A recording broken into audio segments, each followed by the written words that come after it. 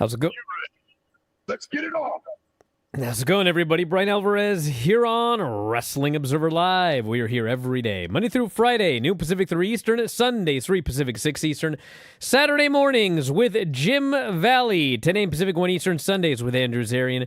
It is Thursday here on the show. You know what that means?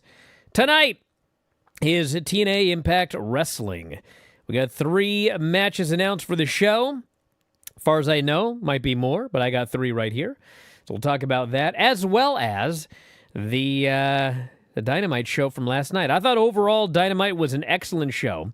One of the better episodes of Dynamite in a long time. A couple of things could have been improved, like I can't sit here and complain that Raw had interference in every single match, when Dynamite, in fact, had interference in all 3 of their major matches, and they were all exactly the same as they were on Raw.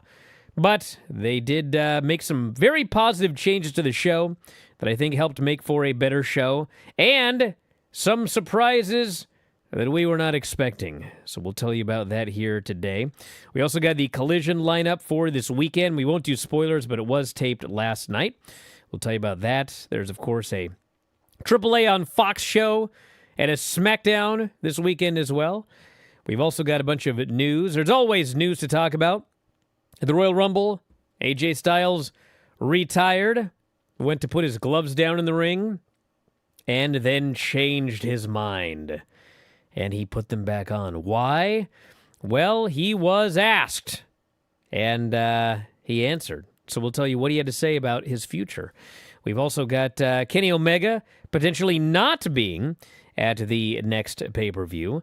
We got some SmackDown rating notes and Hiromu rating, or I guess he's not being rated. He's rated as a great wrestler. Notes on Hiromu and Mercedes Moné as well. If you want to text us here today, 425-780-7566, F4WOnline at gmail.com, F4W Online, Threads, Instagram, and Cameo at Bryan Alvarez, X and Blue Sky. Back in a moment with more Observer Live.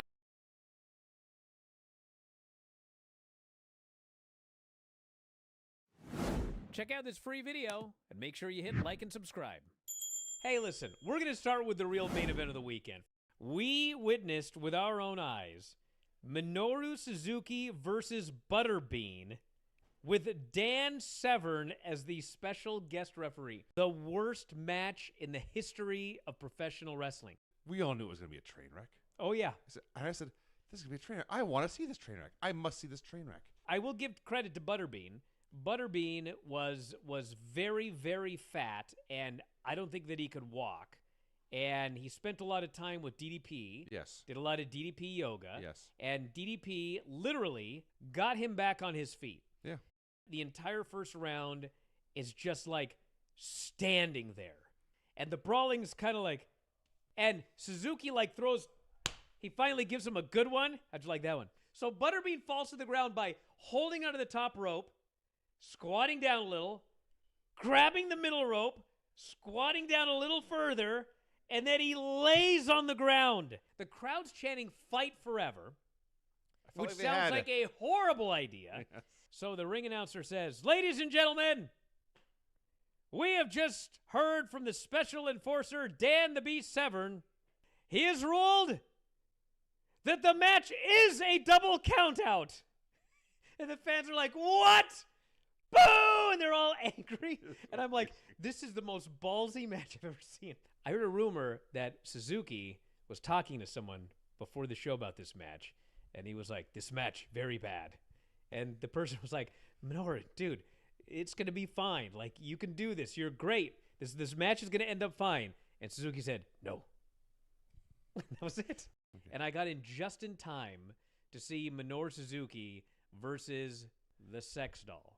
And people were very upset that I did not refer to the Sex Doll by her name. Yoshihiko. I have great respect for the Sex Doll as a non-person, because the Sex Doll is not a person. But there's a reason. It's a doll. There's a reason. For sex. Is he going to wrestle a sex doll and have a better match with a doll than he had with Butterbean? And the answer is yes. Emphatically. The Butterbean match exposed the business much more than this match. Yes, in against the fact, sex doll. it did. The match with the sex doll was far more realistic. It was far more believable. It was far more credible. I swear to God, I'm not exaggerating or making this up.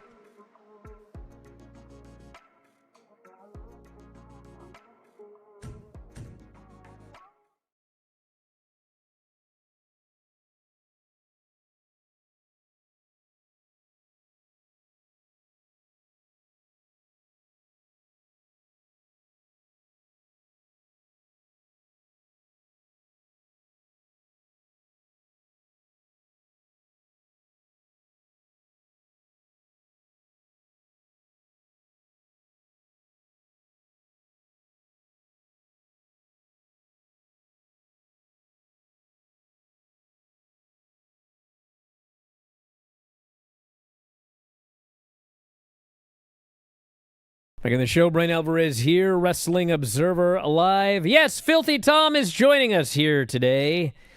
And we got a lot to talk about. AEW Dynamite and plenty more. But Tom, what did you think of AJ Styles in his retirement match on Saturday? I thought it was a good match. We talked about this earlier in the week. I'm trying to segue into the first. Well, you should have just done it instead of asking me to rehash something that we've already spoken about. As most AJ Styles matches go, it was a good one. As far as most Gunther matches go, it was a good one. I enjoyed the long, drawn-out battles over the submission holds. I enjoyed Gunther beating the absolute snot out of this guy, whacking him in the snoot in the corner, chopping him until the ref got in the way. Instead of just calling the match off, he stopped the man from beating up his opponent, which is... That sucked. I will say he was in the ropes, I guess. Come on. To the ref's defense. Let me ask a different question then. Why don't you just segue Do you to think what you this wanted guy to is going to say? ever wrestle again? Yeah. Do you think he's going to wrestle full-time? I don't know. Okay. Because a lot of people think he's going to AEW. But I actually don't. And there have been rumors of him perhaps going to New Japan. But I don't think that's going to happen either. AJ did an interview on What's Your Story with Stephanie McMahon. And he did say, well, first he was asked, like, why did you take your gloves off? Almost put him on the mat and then put him back on. Because that was the big question that everybody had. I think most people thought that was going to be his retirement match. But when he put those gloves back on afterwards, I think that had a lot of people speculating that it ain't the end for AJ. So he was asked, and he said, and I quote, are you ready for this? When he was asked, why did you put your gloves back on? He said, Let me guess. Someone needed a prostate exam. He said, I don't know. I don't know, he said. That was his answer. He should have said what I said. She said, why did you put the gloves back on? And he said, I don't know. But then he said, never say never, right? That's the saying. I think everybody is allowed at least one coming out of retirement. I'm not saying I'll do it anytime soon. I mean, what if my son wrestles? The opportunity to tag with him once, you never know. There'll be a time when the gloves never go back on. It may be now, but we'll see. He said his second oldest son is interested in pursuing a career in wrestling and is training with him for the possibility. It also wouldn't surprise Styles if his daughter and oldest son got into wrestling one day. Of his 4 children, Styles' youngest son is the only one who hasn't shown any interest in sports. I never thought I would want my kids to wrestle, he said, but it's way different than it's ever been and a lot better than it's ever been. It's done right at this point, so I'd be happy if they wrestled. What are your thoughts on that, Tom? You might be singing a different tune if they bring back house shows. Get out of here. What do you think of what if one of your young children said they wanted to get into this business, Tom? What would you think? Is this business really changed? Is it really better? Well, seeing as when I look at the lay of the land, I come from a family of circus folk, it would seem to reason that they may end up in a similar profession. You know, my wife was a performer, her family, gymnasts, performers, me, I'm a moron. The question was more, would you approve of this, Tom? Would you think this was a good decision in 2026 to get into this wrestling business? Oh, absolutely not. Okay. Terrible decision. There's so many more things you could do that aren't going to wear on you physically, mentally, emotionally. But you know what? Wrestling's cooler than all of them. That's the issue. That is an issue. As much as it pains me to say it, it's a lot of fun to get in there and tell people you get paid to wrestle around with your friends half naked for their enjoyment. Now, what about John Cena? You think he's ever wrestling again? No. I don't think so either. I'm I'm pretty much 100% on that one. AJ, I expect him back at any point now. He's pretty much told us that. Kenny Omega last night had a match with Andrade on Dynamite, which we'll talk about. It was this little mini tournament gimmick thing that they're doing. And Kenny Omega lost. Sure did. Kenny Omega is not going to the pay-per-view, the Revolution pay-per-view. Now, question is he going to do a match on that show? Is he going to wrestle Swerve, for example, who got involved in that match and tried to help, but it backfired? And last night, Dave noted on Observer Radio that Kenny Omega announced in September that he is going to Japan for the 5-day Capcom Cup 12 event. 48 players will play Street Fighter 6 and attempt to win $1 million as the grand prize. Street Fighter 6. Are you kidding me? And Omega did. Street Fighter. You know what game was way better than Street Fighter?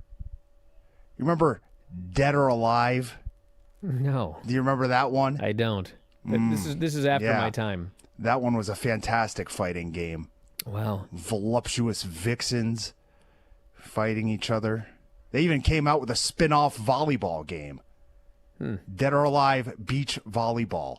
Dead or Alive beach volleyball. I was probably one of the 69 gooners on the planet who purchased that game back in the mid-2000s, but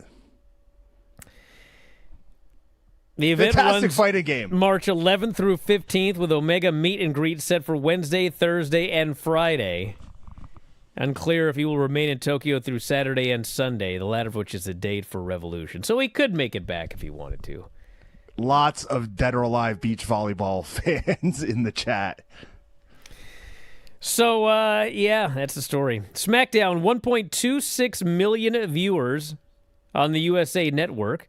So bigger data plus panel has helped yet another show. The SmackDown show did a .29, up 32% from the week before, and the viewership was 1.26 million, up 34% from the previous week. If you'll recall, they had 2 SmackDowns in a row under 1 million viewers. Now they're back up to 1.26 million. So this is helping, at least in terms of viewership, and it did help 18 to 49 as well in this particular situation, but I guess we'll see if they can figure out that 18 to 49, because it's still not doing great. Well, Brian, there was also, a shift in recent years, and I think even especially this year with the way that college football playoff games are presented, and there were quite a few nights in which SmackDown ran up against huge college football bowl games this year. So undoubtedly that had some effect. Yeah, this is the time of the year when all ratings usually start to rise because football, NFL season is over for the most part, except for this Sunday. And are we going to bet on that one? Nah. Cares. Me? I care. You care? Clearly, yeah. That right? I got vested interest. I got a friend in the office. You know what I mean? No. What do you mean? One of my friends, coaches for the Patriots. All right, fine. I'll make you a bet. What do you want to bet? Panda Express? It's got to be that or Wingstop, probably, right? Well, I haven't gone to Wingstop, so you'll have to fly me there, it looks like. All right. Hey, listen, when we come back, we got more news, and then we actually will do the sponsorship snack down because we have time today. The sponsorship snack down returns to Wrestling Observer Live after the break.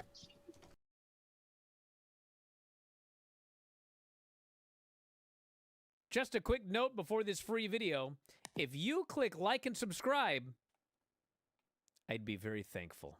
We got a big Elimination Chamber report here. And also Collision from Saturday, which actually was a pretty damn good show in its own right. I was not told to watch Collision. Vinny? I forgot to text him Thursday night. I figured he'd be in bed. I said I'd do it tomorrow. And then Friday I bought a car. I was busy, and I've been forgot. John comes out, looks into the camera, and says, "There's a vibe in here tonight." Sure is. I'll say. Punk's eyes are bugging out of his head. Seth is still there screaming, "Die, die!" And Seth gets his way. Punk dies. John Cena wins. I thought the finish of this was incredible. Great stuff.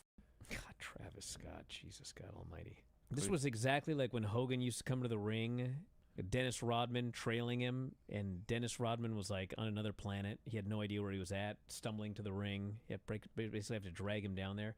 This Travis Scott was on another planet, dude. Well, the first time he was on the show was on that Raw show. He was smoking a blunt in the audience. They go from the hug to a shot of Cena's angry heel face, and they cut right to Rock on. And then he kicks him right in the balls. And the crowd freaked out. The John Cena turned heel. Hulk Hogan, he was getting booed before he turned. It was a risk, but, they were getting sick of the guy anyway. The problem with Steve Austin was he was the top babyface, and there was nobody to replace him when he turned. John Cena's been gone forever. He comes back. It's not like he was going to be the top babyface. They got 50 babyfaces. Cody's the biggest babyface they got. There's no risk whatsoever turning John Cena heel. He's 10 times more interesting now. The Cena and Cody feud is 1,000 times more interesting. Travis hit Cody Rhodes in the face as hard as he could. I bet that sucked. This was a big deal, and Yeah. I didn't see it coming. You guys need to listen to Observer Live on Friday No thanks. because some dude called in, all bombastic and outrageous. Do y'all think that John Cena is going to be the one that turns heel and joins The Rock as his champion? No chance. And I shot him down. I laughed at him. Wow. I said it's not going to happen. John Cena's here to sell tickets and merch as a babyface for his last year. He ain't turning heel. They need to make shirts for John Cena that just say, "Can you see me now?" I got to apologize to old Dwayne. I thought that guy was out of his mind. He got me. It was awesome. I cannot wait to see where they go here.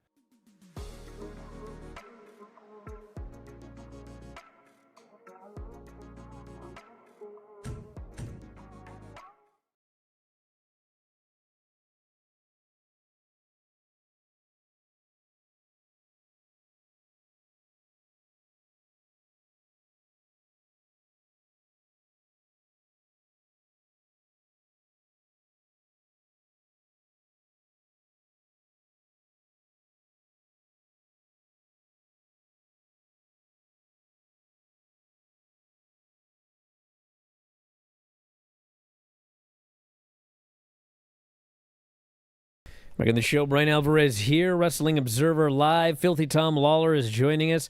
I should mention that we were talking about the Observer Figure 4 convention over WrestleMania weekend in Las Vegas this year, and the website is now available for everybody. Quite easy to find. F4WOnline.com/Vegas. F4WOnline.com/Vegas. We got a lot of cool stuff. We got suite parties after both nights of WrestleMania. We got watch parties with Dave. We have got a Texas Day Brazil all-you-can-eat steakhouse lunch. We've got live podcasts and Q&As. This year with both myself and Vinny and myself and Dave. I got to do double duty now that I think about it. I hope I get paid for that. You and Vinny are doing a Q&A? Yeah, Vinny and I think, are going first. We might just do like a WrestleMania preview and some stuff. And then Dave and I can talk some news in a Q&A. We'll do Q&A questions from everybody that shows up. Sounds like it needs a roast attached to it. Hey, Tom, if you're available, we got to talk, brother. Oh, I couldn't even get in last year, so. Bro, every year it's like, I got 17 shows over Mania weekend, and then the last thing is like, hey, can I get into the thing in 3 minutes? It's like, dude, are you going to be there or not? Like, we got a plan, brother. We got a plan. Are you just making stuff up? No. That's not what happened. You weren't booked last year? I had one show. It's head-to-head with the Q&A, if I recall correctly. No, it wasn't. I think it was. No, I couldn't get in to the Q&A. Would you There were no stop? tickets. What do you mean you couldn't get in? That's the dumbest thing I've ever heard. And that's coming from me talking to you. Couldn't get in. God. F4WOnline.com/Vegas, everybody. If you buy your ticket, we're going to get Tom in one way or the other. Anyway. Sponsorship snack down. Do you guys remember, like 2 weeks ago, we were going to do the sponsorship snack down, and then Tom said, well, hold on a second. I'll tell you about one thing I ate, but the thing I really want to get, they were sold out or this or that. Well, next time. Now you're telling me you didn't get it? What was that special chicken dish that you wanted? You know what? I am telling you I didn't get it because I had no clue you want to do a sponsorship snack down until we were going to break in the last segment. Well, we promised it 2 weeks ago and never did it. Promised. Panda Express is now sponsoring SmackDown, and Wingstop sponsored the Royal Rumble. So, as is the normal history of this program, we've got to we got to test these sponsorships out. And so we went to Panda Express, Tom. I'm still waiting to do that truck that Boogs and Nakamura were riding around in for a while. Remember they? That was a sponsor? Yeah. Remember they Really? had those vignettes? Yes, that was a sponsor. Huh. It was for like a GMC or something. I don't even remember what kind of truck it was. But yeah, that's what it was. Well, what's a special chicken dish that That's- you're trying to get at Panda? That's a team we need back. Boogs and Nakamura. I wouldn't honestly. argue. I wouldn't argue. Well, I don't know because they only had it was Singapore chili shrimp. Is what it was. And this is like a rare thing. It's a special edition food. That's correct. Wow. Well, tell us about it. You like I it? didn't get it. What do you mean? What? You've never gotten it? No. You've never gotten it once. No. It's special. It's new. I thought you'd gotten it, and then you went to try it again, and they were out, No. and so you. No, okay. I never had it in the first Wow. place. So how Well, can I tell you? you know, that? I like- And now it's not even on the menu. Oh, jeez. You snooze, you lose, Tom. Listen. I would have gobbled. I would have gobbled. What are you mad at me for? I didn't I would've- discontinue it. I would have gobbled that Panda Express right up. If you remember, you snooze, you lose. I wanted to go eat that turkey sandwich at Gobble. You told me, Oh, oh, get no, out of here. next time, God. next time, next time. You know what happened? Gobble closed, Brian. Yeah. What does that tell you? What does that tell you? You would have been disappointed. If Gobble was any good, it wouldn't have closed. What's that fish place you love so much? Skipper's is still open. Barely. It doesn't matter if barely, it's still around. Gobble ain't around. They can't even sponsor Relentless. They don't have the money to sponsor an Oh, indie get show outta here. for What are you sponsorship talking about? Snackdown. So Well, I like the old school teriyaki chicken at Panda Express because unlike a lot of places, this is real shoot chicken. They grill it up and then they chop it right in front of you and then they put it on your. They got a new thing called the protein plate. Have you seen this, Tom? yes, It's a gimmick. They give you like rice and then like 2 proteins, they call them, and then some greenery. those know? vegetables suck. Yeah. That's my review. I get them Those without super the veggies. greens that they have, no Yeah, good. They're super disgusting.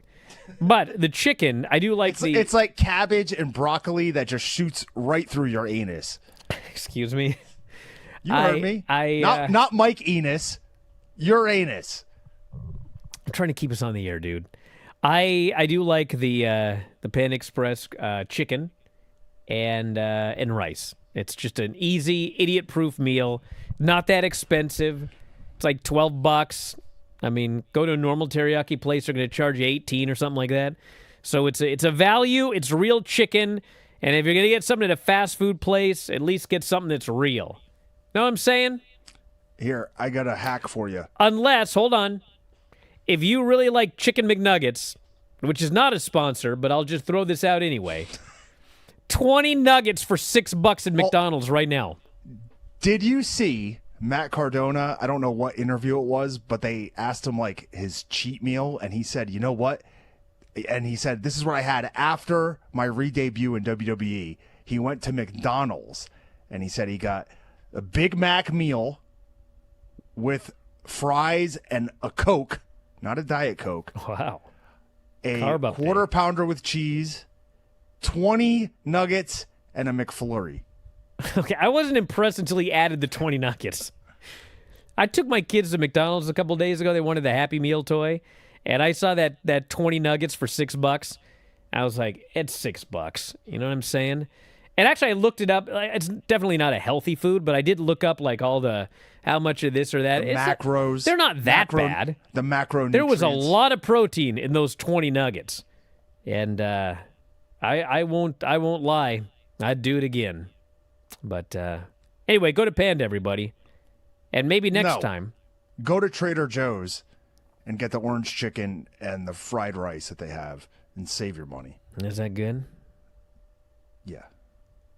Better than Panda's Yes. spicy shrimp gimmick? Well, I don't know because I haven't had it. I'll wait till you're here for Mania. Yeti Pot Pie here says Panda is overpriced. That's coming from a guy that doesn't live in Washington State where there's 3 teriyaki restaurants on every corner, and every single one of them is way more expensive than Panda Express. I tried to go get fried rice at the teriyaki and pho the other day. $21 for fried rice. Anyway, shall we continue on here? No. Let's time travel back. Hiromu's final matches with New Japan for Professional Wrestling. He's going to be facing Masatoru Yasuda this Sunday at Road to New Beginning in a match made, quote, at both competitors' request. Yasuda's on a 4-match losing streak. Hiromu picked the right guy. And it will be Takahashi's first singles match anywhere since January 1st and their first singles match against each other. I'd rather see Hiromu versus Tadao Yasuda. He's the also legendary IWGP I remember former Tadao heavyweight Yasuda. champion, the Debt King, one of the best gimmicks of all time. This guy gambled away all of his money and was shamed so badly that he was forced to partake in mixed martial arts fights to get his money back. And by hook or crook, he actually won one. He defeated Jerome LeBanner with like a forearm choke. And then they pushed him all the way to the IWGP Heavyweight Championship. Big fan of Tadao Yasuda. So anyway, he's also wrestling twice on that show. He's going to team with Drilla Maloney, Robbie X, and Taiji Ishimori against Great Khan, Hanare, Jacob Austin Young, and Zane J. All on the same show. It's a busy day for old Hiromu. Tadao. And then Mercedes Moné is coming out of her hiatus. It says here from the front page of WrestlingObserver.com, during her break, Moné visited the VIP Spa House of the Sun in L.A. and said she's feeling incredible after receiving treatment. Sounds like somewhere producer Rob would hang out. She will be returning to the ring on March 14th. Do you know the name of the promotion she's going to be returning to? Is it in the U.S.? It is in, where is it? I don't know where it's at. Anyway, but you know the name of the promotion? Power Pro Lucha. Banger Zone Wrestling. Ooh. Yes. She will be returning you know there. what? I think that's in France. It might be. Where does it say here? The show is being held in Drew, it says. See, But doesn't announce any sort of country or anything, so It's Belgium or something. Yeah, I guess we'll have to find out where Drew is at, since no other information was revealed. But anyway, she'll be back soon, so that's good. And Andrade will be fighting in House of Glory. He's gonna. That's what it says. He will be challenging Charles Mason. I thought it was. Remember old Charlie Manson? Charles Mason for the World Championship at No Turning Back, Friday, February 20th. All right, that's our cue. We're going to head to the break, come back with a Dynamite Report, Observer Live.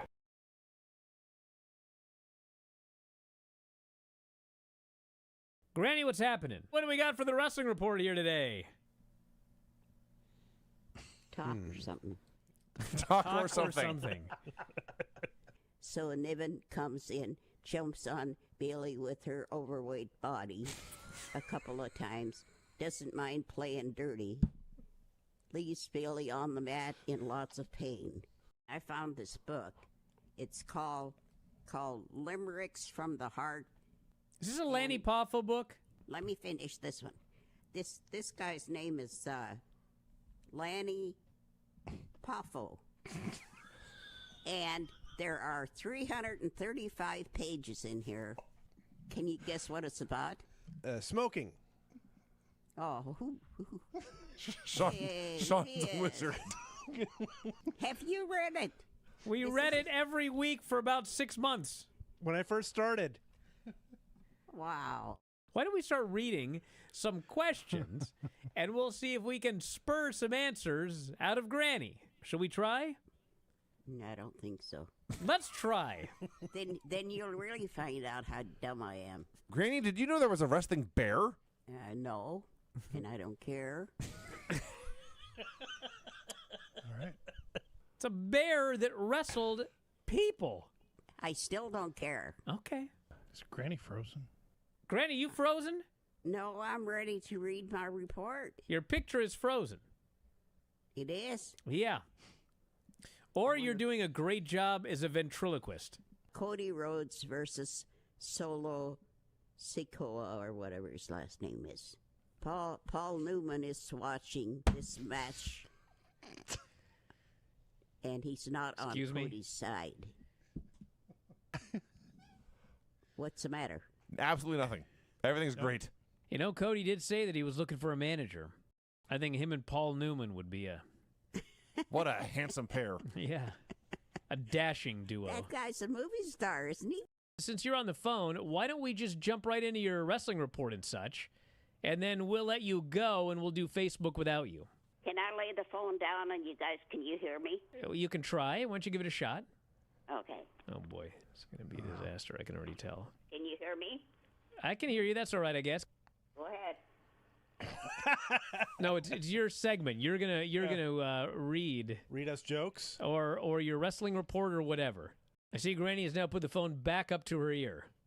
I'm just for now. Do you have the soaps or anything else, Granny, or is that it? I want to quit for now. Okay. Well, no more. Instead of suffering through the YouTube chat, click like and subscribe.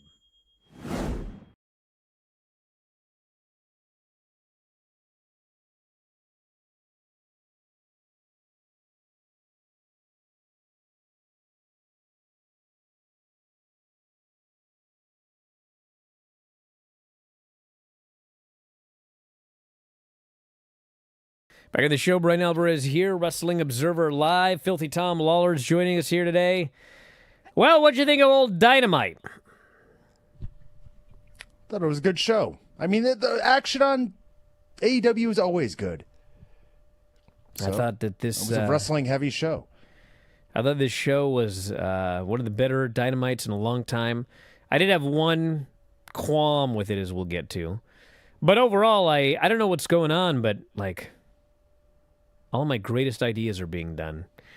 Opened up with the Collision Saturday night's main event style opening with everybody cutting promos about their opponents on the show, which I like because, listen, I know Tony's on Twitter all day. He thinks everyone's on Twitter. It's not like that. There are a lot of people that they watch Dynamite, half of them watch Collision at best, and then they tune in the next week, and they don't know what the heck's on the show. And so by opening the show, basically running down the card and having people cut promos on each other, it makes all of the matches seem more important. You don't like the sports style entrance that WWE does? Well, that's fine as well. I don't care how show you up. do it. I just think that you need to alert people on the television show when it begins, hey, this is why you need to stick around tonight. These people are on the show, and they're going to have these matches. We had the Death Riders versus Takeshita, Josh Alexander, and El Clone. And Takeshita ended up pinning Garcia to set up the eventual Takeshita-John Moxley match. And I thought it was a very good match. I thought everyone looked great. I thought that Clone and Pac were awesome together. Yes. And Takeshita and Moxley is coming up for that Continental Championship. Give me more El Clone. I don't even care if he... I think he should have gone 0-41. Thank you. Personally. Oh, But yeah? That's what makes sense. Yes. Yeah, that he loses every match. Oh, 0-41? Yeah. Then he's not a clone, you idiot. Don't start telling me what a clone is, you nerds. It's wrestling. You don't really bounce off the ropes either. Now. Well, you do. I mean, you Well, do you if kinda you, wanna, do. if you want to get more. Well, sure, but it's not in wrestling. The idea is you hit the ropes and you can't stop running, unless you are somebody who can suddenly change directions at 90-degree angle, like a UFO, like Leo Rush. So we had a Swerve interview. He was asked about losing to Andrade and being out of the title picture. He wouldn't respond, and Nana said our focus is still to be at the top of AEW. Video packages galore. We got a video package. Will Ospreay. They did note that he will be back someday, but they don't know when. And it will not be soon, we can tell you that. Orange Cassidy and Tony Storm versus Brittany Brooks and Jordan Oasis. Speaking of which, sorry. Did you see the X-ray? No, not even him. The incision that Kayla Harrison has No. from her surgery. Oh my God. It was like across her entire neck. Like, I don't know if they like turned her into a Pez dispenser or what the deal was. God. But I mean, it looked I thought nowadays you brutal. didn't have to be that dramatic. Me neither, but That sucks. hey, you never know. So Orange Cassidy and Tony Storm versus Brittany Brooks and Jordan Oasis. It was a squash match, but it was notable because all of a sudden in the middle of the match, Orange Cassidy noted that Jordan Oasis was bald, and he got scared because his hair is on the line next week. Brian, you're not going to talk about the fact that they started off this match with the ranked power slap fighter, Jordan Oasis, and Orange Cassidy doing a power slap spot. No, I didn't even notice, but now that you mention it, that is what happened. He's ranked? Yeah, I believe he's 2-0. Wow. He just lost the Nevada State title, or it may have been the No Limits title in FSW, but he is ranked in power slap. So afterwards, this hair versus hair thing is preposterous. So last week, Tony and Orange challenged the heels to a hair versus hair match. The heels were petrified and didn't want to do it, but the match was made official anyway. Now this week, the challengers decide, I don't know if I want to do this. So we have a hair versus hair match that no one wants to be involved with. Although Tony did fire up at the end, made fun of bald people as poor Luther stood there. And the match is on. Someone's getting shaved.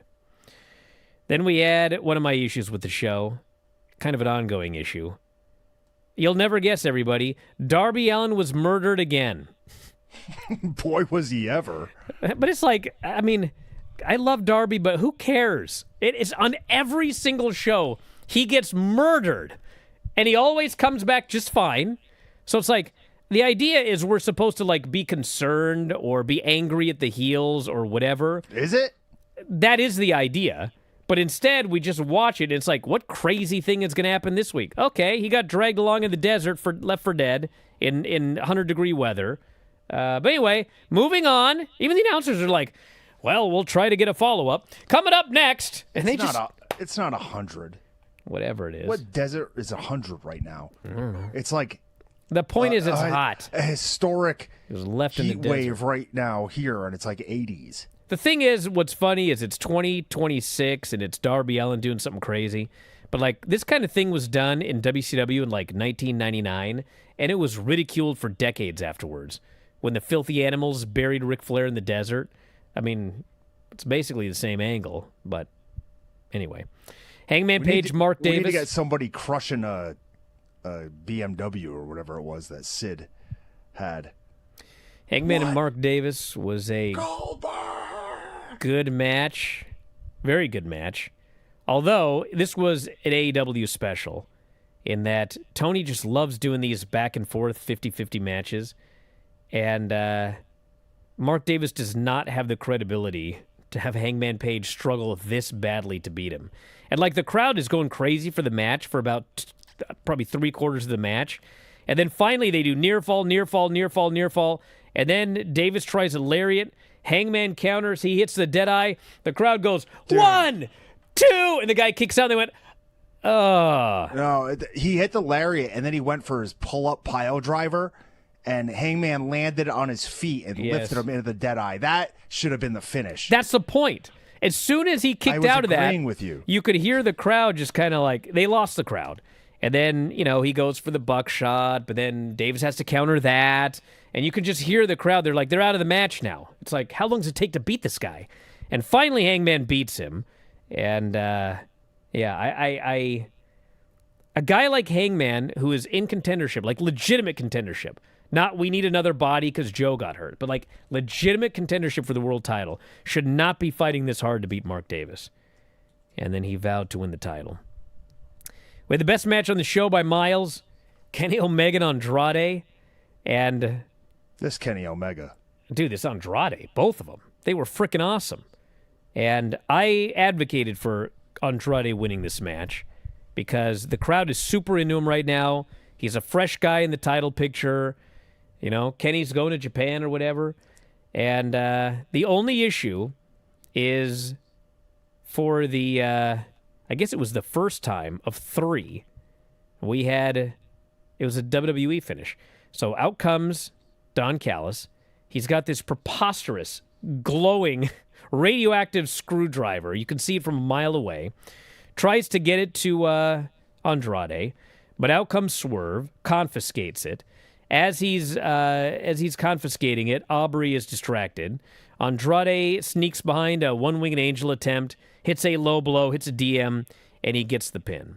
So this was the first interference finish on the show, and it would just continue on and continue on and continue on. And then Omega and Swerve got into a big argument afterwards, and apparently they're going to be having a match. This match was absolutely awesome, but we did have a screwy finish. And then we had Harley and Willow versus Megan and Penelope. And this was a non-title match, so of course Megan and Penelope won. They will be getting a championship match at Grand Slam Australia, not this Saturday, but the Saturday after. Then we had Ricochet and Jack Perry. Same exact thing, interference finish. And this was even worse because Jack puts him in the snare trap. Ricochet tries to crawl. Jack pulls him back to the middle of the ring. GOA comes out. They take the referee. Ricochet goes completely unconscious. He's choked unconscious. In his hometown, Yes. mind you. He is dragged and his limp arm is draped over the ring. The referee comes back. This guy is unconscious. But what does the referee say? Jack, you got to break the hold. He's in the ropes. Jack's like, the guy is unconscious. He actually says he's out. The referee goes, nope, break the hold. So Jack breaks the hold. They take the referee again. Actually, the Young Bucks came out to attack GOA. That distracted the referee. Even though they're on the ramp, the referee's still distracted. And then Ricochet threw Jack's face into the belt, hit him with his vertigo, and pinned him. This match was good. The finish was absolutely atrocious. It made the Bucks are trying to save their friend, but they cost him the match, which was not how it was supposed to be. That's not how you were supposed to see it as a fan. I did not like this finish one bit. And then we had MJF Brody King in a contenders match. And out comes immediately Hangman Page. Of course, MJF is distracted. This is the third in a row. Brody goes up behind, chokes him out on the apron, throws his unconscious body in the ring, cannonball in the corner, Gonzo Bomb pins him.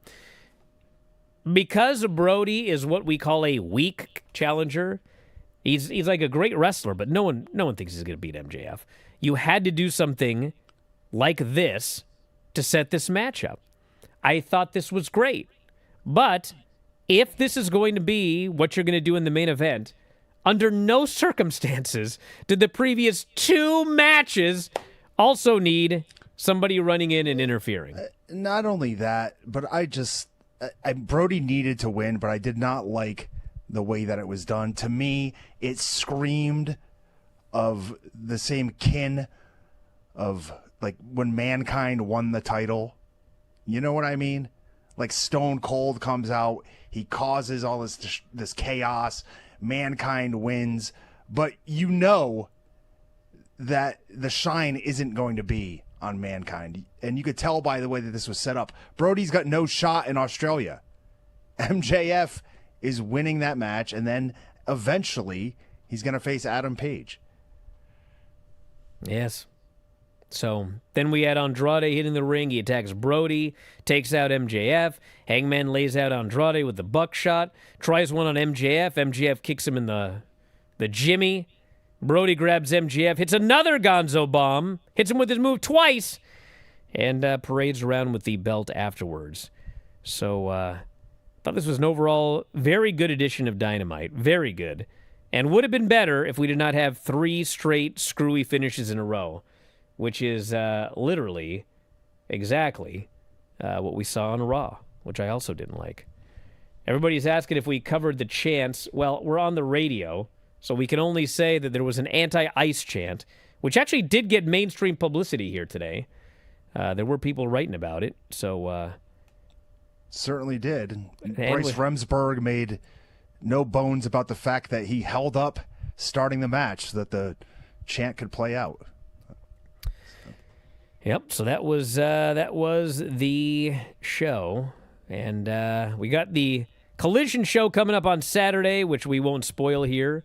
But Chris Statlander will reveal the stipulation for Tekla's match. Young Bucks versus GOA. Eliminator qualifier. An eliminator qualifier. Hold on. So the winner gets a title eliminator match? Yes. The Young Bucks have to qualify for a title eliminator match? Which, by the way, the title eliminator match is in their hometown. But we're not going to do spoilers here. Not that you can't look at the lineup for this show and already know who's winning every match. Well, which is not necessarily a bad thing. Kevin Knight versus Scorpio Sky, Ciampa and Claudio and Rodder. Oops. I guess I spoiled that. I'm going to go to a break. Back in a moment, Observer Live.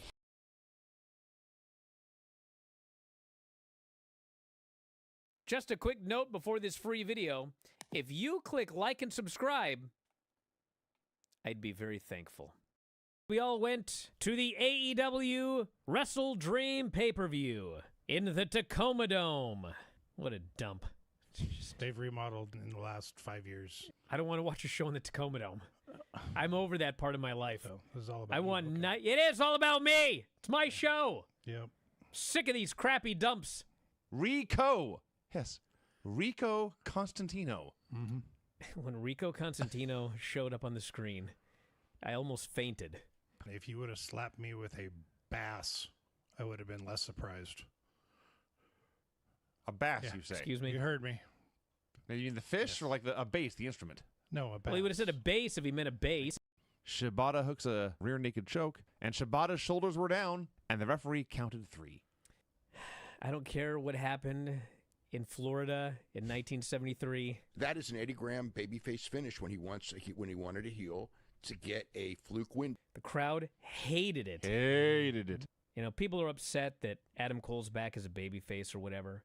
Why? But, dude, he's been gone for a year. So they obviously want to do Adam Cole and MJF. MJF is a heel. So obviously Adam Cole is coming back as a babyface. Yes. Will Ospreay, Takeshita, and Ricochet. My rating for this match was 1 zillion stars. I believe this may be my new favorite 3-way ever. John Moxley versus Bryan Danielson. You have Not to a say it fun in such a match. sad way. Yes! It was sad. It was a sad match. That's it, before we even get to the post-match. The whole thing, start to finish, was sad. It was meant to bum you, the fans, out. It worked. It worked. It elicited emotions, which is what art is supposed to do. It was very much like The Undertaker and Shawn Michaels when Undertaker retired him, and like that's exactly what happened, is everyone just slowly stood up and quietly, sadly walked out of the building that night. There was one gentleman that was walking by us, and he was dripping in Bryan Danielson's merchandise. And he was wailing. and he cried, I forget my language. I can't believe they punked out my favorite wrestler like a bitch. And he was so Wow. upset. And we go into that press conference. All I got to say about Don Callis is, man, I can't help but notice he's got a big mouth when he's got Takeshita right next to him, doesn't he? Mm-hmm. That was a scintillating question. And I think maybe after that, we're finally, the Bryan and Vinny show might actually just be the Bryan show. That was producer Rob level stuff right there. Need to work on your game a little bit. Okay. Next. Rob's so excited and happy now. He texted me today. So it looks like I'm feuding with Don Callis. Ha ha. That's what he texted me. That's not the way I took it at all. I looked at his wiener, and now he's mad at me. Duh.